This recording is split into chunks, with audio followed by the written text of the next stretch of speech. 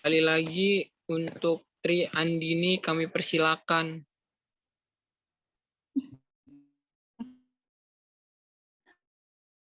Hukum.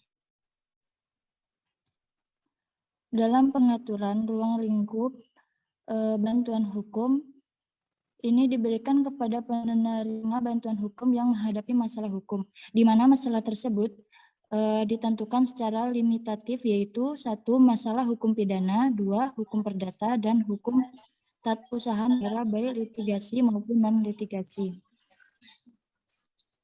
Pemberian bantuan hukum secara litigasi terdiri dari pendampingan dan atau menjalankan kuasa yang dimulai dari tingkat penyelidikan, penyidikan, dan penuntutan, pemeriksaan di pengadilan, dan pendampingan atau menjalankan kuasa di pengadilan usaha.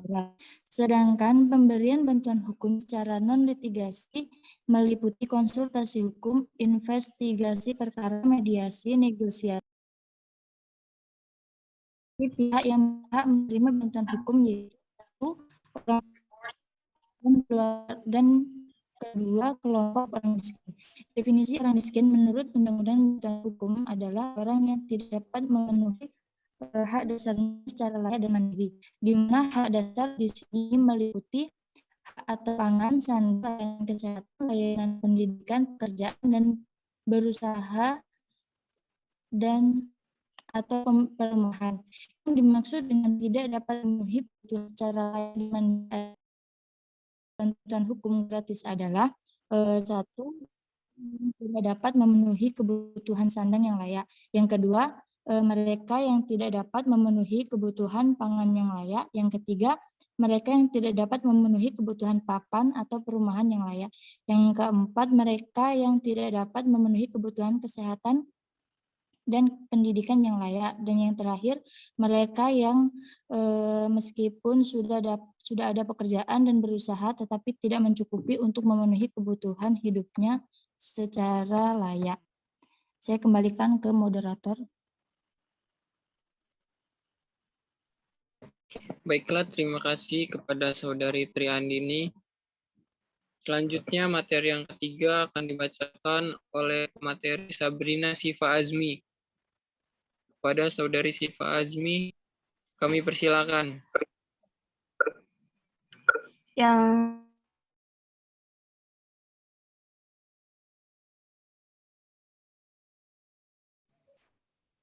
Yang selanjutnya yaitu, bentar ya, sinyalnya susah.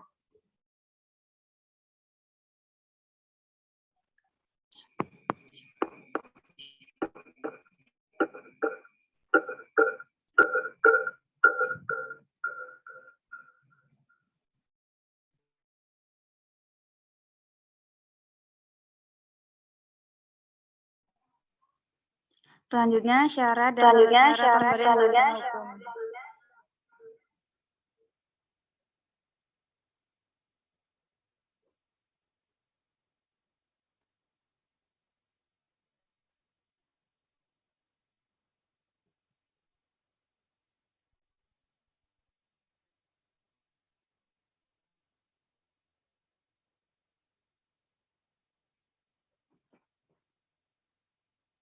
Pada pasal 14,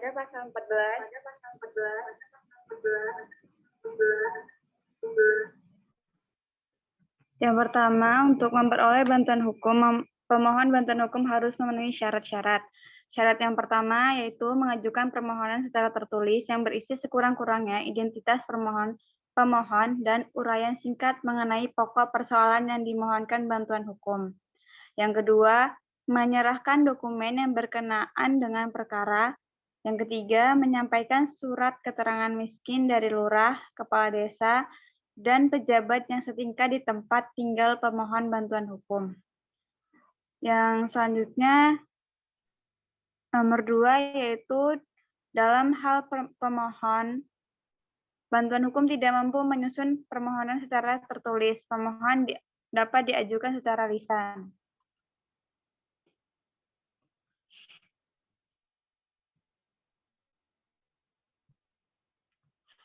Yang pasal 15 nomor Nomor 1 yaitu pemohon bantuan hukum mengajukan pemohon bantuan hukum kepada pemberi bantuan hukum. Yang kedua, pemberi bantuan hukum dalam jangka waktu paling lama 3 hari kerja setelah pemohonan bantuan hukum dinyatakan lengkap harus memberikan jawaban menerima atau menolak permohonan bantuan hukum. Nomor 3, dalam hal pemohon bantuan hukum diterima, pemberian bantuan hukum memberikan bantuan hukum berdasarkan surat kuasa kasus dari penerima bantuan hukum. Yang nomor 4, dalam hal pemohon bantuan hukum ditolak, pemberi bantuan hukum mencantumkan alasan penolakan. Ketentuan lebih lanjut mengenai syarat dan tata cara pemberian bantuan hukum diatur dengan peraturan pemerintah. Sebagaimana dimaksud dalam pasal 14 Undang-Undang Jo Pasal 3 PP nomor 42 tahun 2013 tentang syarat dan tata cara pemberian bantuan hukum, ditetapkan bahwa untuk memperoleh bantuan hukum, penerima atau pemohon bantuan hukum memenuhi syarat. Yang pertama, mengajukan permohonan secara tertulis, yang berisi paling sedikit identitas pemohon bantuan hukum dan uraian singkat mengenai pokok persoalan yang dimohonkan bantuan hukum. Yang kedua, menyerahkan dokumentasi yang berkenaan dengan perkara. Dan yang terakhir, melampirkan surat keterangan miskin dari lurah, kepala desa, atau pejabat yang setingkat di tempat tinggal pemohon bantuan hukum.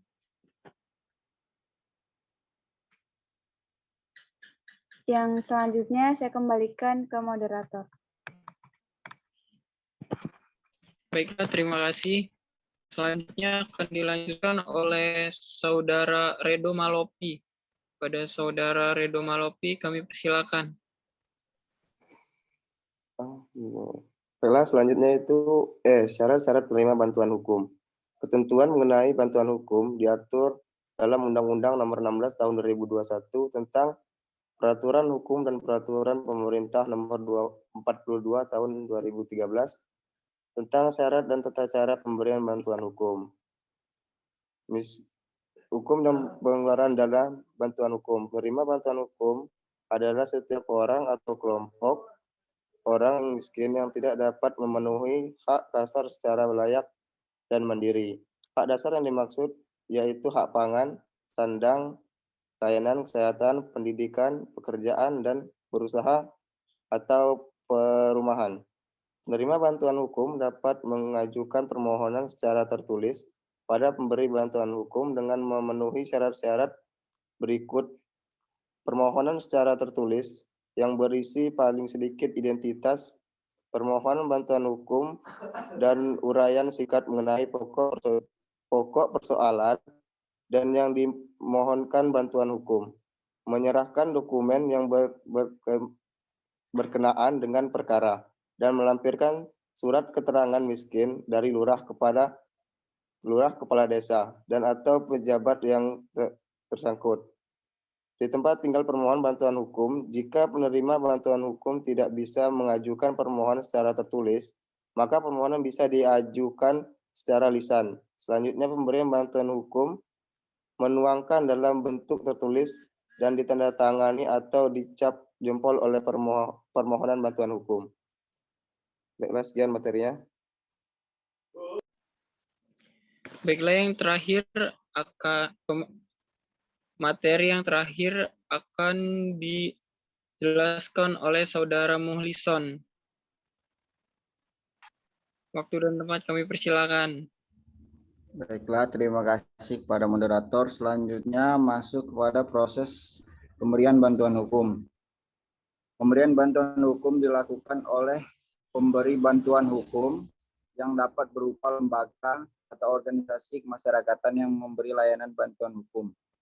Berdasarkan undang-undang, pemberian bantuan hukum dilakukan dalam lingkup ligitasi maupun non-ligitasi. Dalam lingkup ligitasi, pemberi bantuan hukum dapat meliputi kegiatan yang pertama, pendampingan dan atau menjalankan kuasa yang dimulai dari tingkat penyidikan dan penuntutan. Yang kedua, pendampingan dan atau menjalankan kuasa dalam proses pemeriksaan di persidangan. Pemberian bantuan hukum secara ligitasi dilakukan oleh advokat yang berstatus sebagai pengurus pemberi bantuan hukum dan atau dosen, mahasiswa Fakultas Hukum. Sementara itu, dalam pemberian bantuan hukum secara non-ligitasi dapat meliputi kegiatan yang pertama, penyuluhan hukum, yang kedua, konsultasi hukum, yang ketiga, investigasi perkara, baik secara elektronik maupun non-elektronik, yang keempat, penelitian hukum, mediasi, yang kelima, negosiasi, yang keenam, pemberdayaan masyarakat, yang ketujuh, pendampingan di luar pengadilan, dan atau yang kedelapan, drafting dokumen hukum. Pemberian bantuan hukum secara non-ligitasi dapat dilakukan oleh advokat, paralegal, dosen, dan mahasiswa Fakultas Hukum dalam lingkup pemberi bantuan hukum yang telah lulus verifikasi dan akreditasi baik pemberian bantuan hukum secara ligitasi maupun non-ligitasi. Proses tersebut dapat dilakukan hingga masalah hukumnya selesai atau perkaranya telah mempunyai kekuatan hukum tetap selama penerima bantuan hukum tersebut tidak mencabut surat kuasa khusus. Sekian materi dari saya kembalikan kepada moderator. Sekian semua materi sudah dipaparkan oleh para pemateri. Di sini kami akan membuka sesi tanya jawab bagi audiens hukum mitigasi.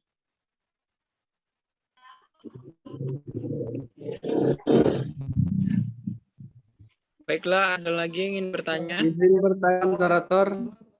Ya, silakan. Moderator. Siapa moderator?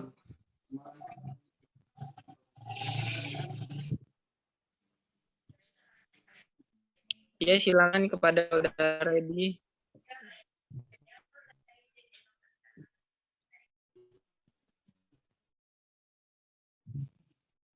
Izin bertanya, moderator. Izin moderator.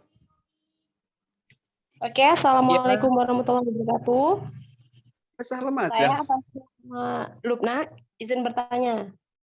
Bagaimana ketika seseorang advokat yang mempunyai kewajiban memberikan bantuan hukum secara cuma-cuma kepada tersangka, akan tetapi malah menyalahgunakan kewenangannya dengan meminta imbalan atau misalnya meminta uang dengan iming-iming agar kasusnya cepat selesai.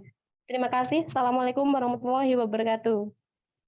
Izin moderator. Untuk Kakak Lubna, pertanyaannya bisa diulang untuk bacanya pelan-pelan karena kami nyatetnya agak susah. Kalau enggak Pelan-pelan. di chat aja, chat. Oh, boleh di chat. Boleh nggak nih nanya? Sebentar Kakak Redi, ditunggu sebentar. Mbaknya sana ini namanya. Oh iya, itulah pokoknya. Ya Kakak Lubna, ditunggu chatnya.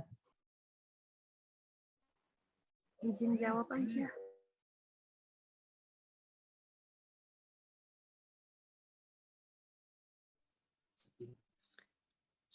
Masih boleh nanya kan? Mbak Nisana.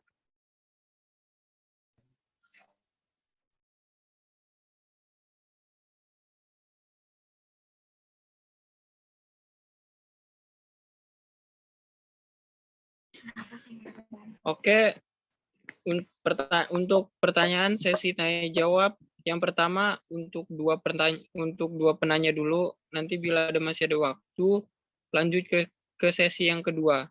Sekarang menunggu untuk jawabannya.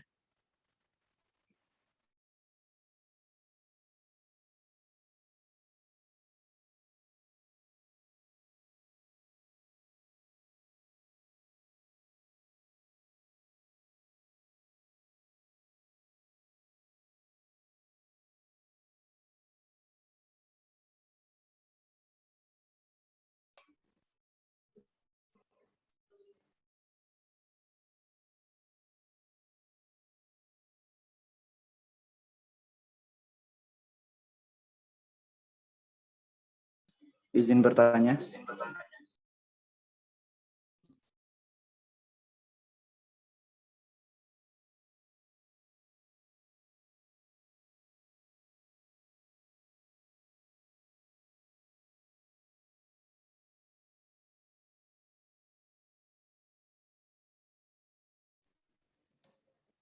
Moderator, instruksi. Untuk sesi pertanyaan masih buka. Iya, nanti untuk sesi pertanyaan yang kedua, kami menunggu jawaban yang tadi. Oke, terima kasih.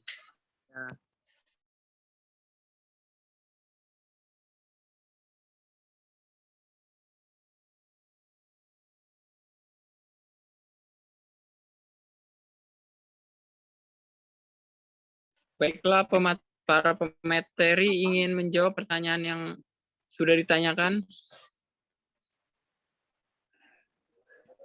Pada pemateri dipersilakan. Baik, terima kasih moderator. Saya akan menjawab pertanyaan dari Saudari Alfia.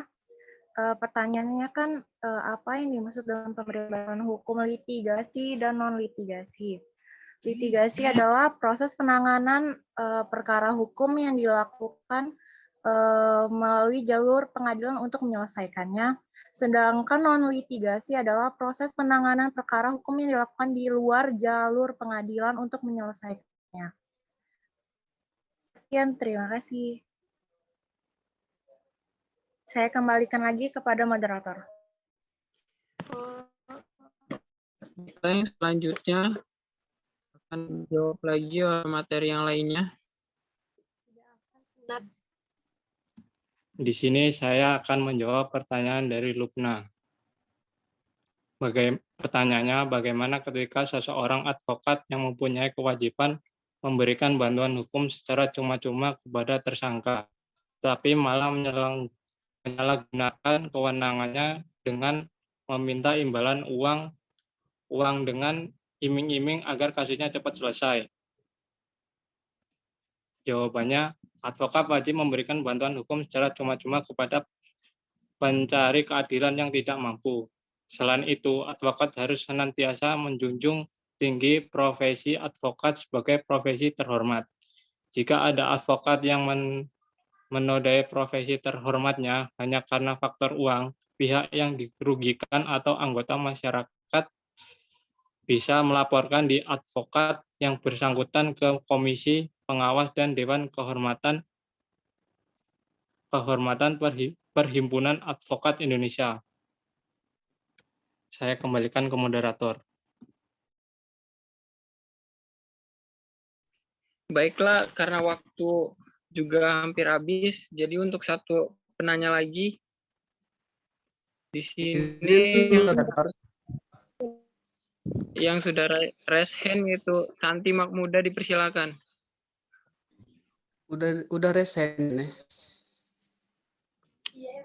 Pertanyaannya, untuk tersangka yang ditahan di rutan tidak bisa untuk membuat SKTM ke kelurahan atau kantor desa, apakah dari LBH bisa membantu untuk membuatkan SKTM? Terima kasih.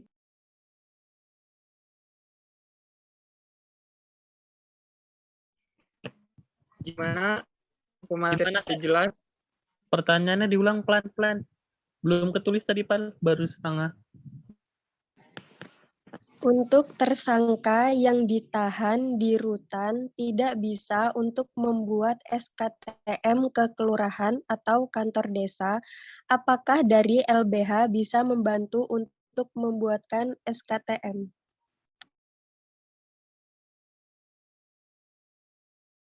Oke, mohon ditunggu sebentar. Moderator izin menjawab. Ya, silakan untuk pemateri menjawab langsung. Kepada Saudari Mahbubah, saya ulang kembali ya pertanyaannya. Untuk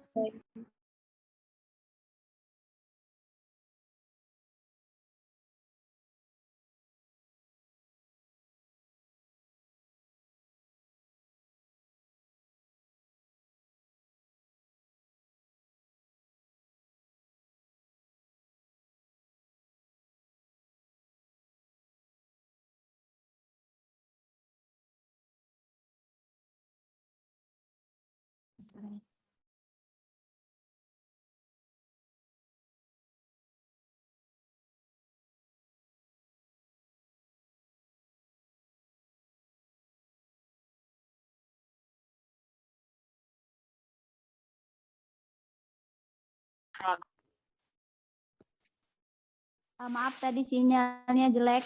Saya ulangin pertanyaannya ya. Ya.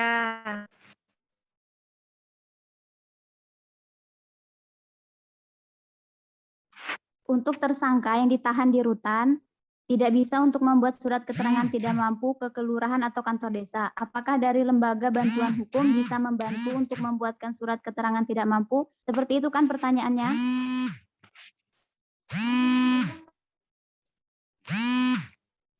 Ih, ini loh. Ih.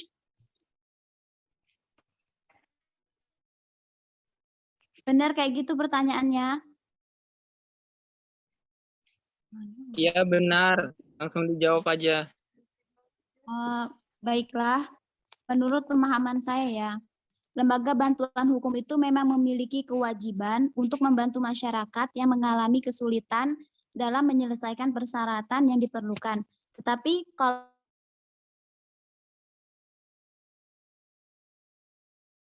pertanyaan dulu.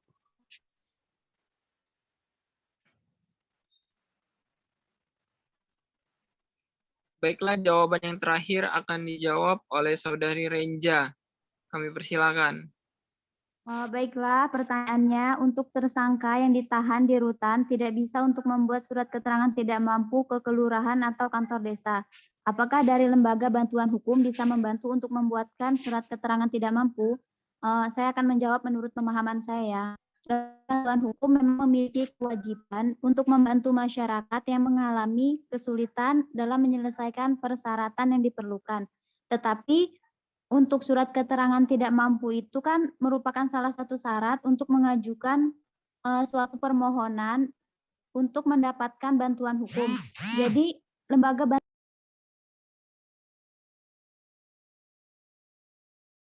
pertanyaan sudah dijawab para pemateri. Kita sudah di penghujung acara. Yang terakhir yaitu pembacaan kesimpulan oleh Saudara Rija Alifi. Dipersilakan. Oke. Jadi kesimpulan dari yang sudah dari kelompok-kelompok kami buat, itu adalah kesimpulannya, warga negara tidak mampu atau miskin berhak mendapatkan bantuan hukum secara gratis atau cuma-cuma, ditanggung oleh negara ataupun tidak dengan pesanannya adalah advokat atau pengacara dari organisasi. Bantuan hukum seperti LBH yang terakreditasi oleh Kementerian Hukum dan HAM, bagaimana yang dijelaskan dalam Undang-Undang Nomor 16 Tahun 2011 tentang bantuan hukum, ini menjadi jawaban bahwa untuk dapat mengakses bantuan hukum tidak lagi terbatas kepada golongan mampu semata.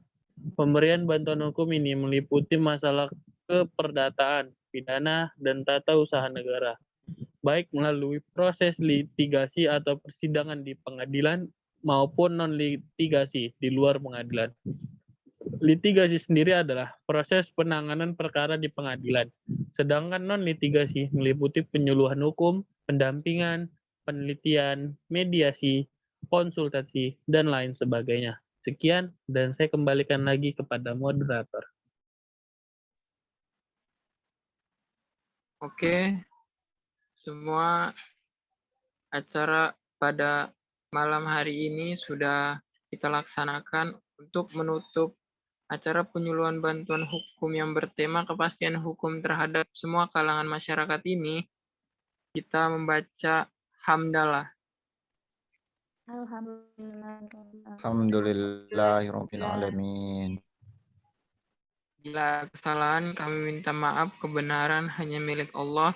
Wabillahi taufiq walhidayah. Wassalamualaikum warahmatullahi wabarakatuh.